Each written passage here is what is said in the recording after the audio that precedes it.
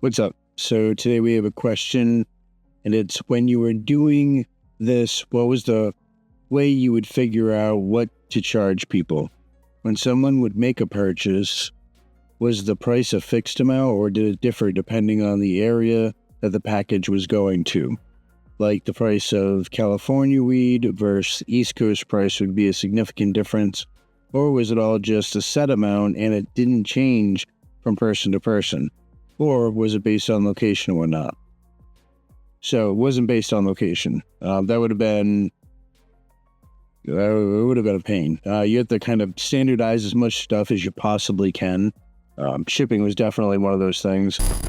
I went with if it fits, it ships, which was basically this program that USPS has where you get a box, certain size box.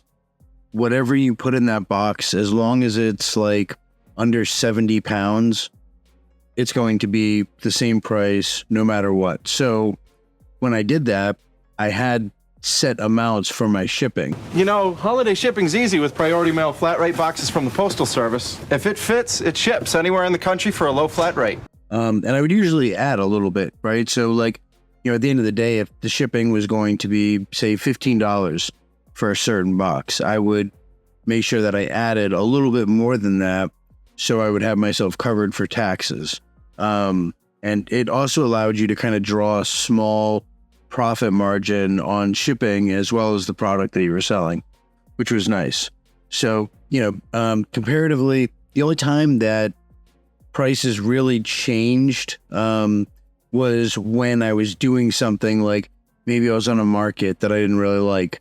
I would price stuff maybe a little bit higher, and I would tell people, hey, listen, like you can get it for cheaper over at this other market. Or with things like direct deals. So, or DDs, like with direct deals, if someone bought directly from me, then we could cut out the market. So, you put at the top, you're chopping off whatever, 4-6%, whatever the market is taking, the customer is saving. The downfall with that is that market isn't there to hold their money in escrow in case you don't get what you want. But if you're doing a direct deal with a vendor, you probably know the vendor and you probably trust them. And that's why you're doing the direct deal to begin with. So I hope that answered your question.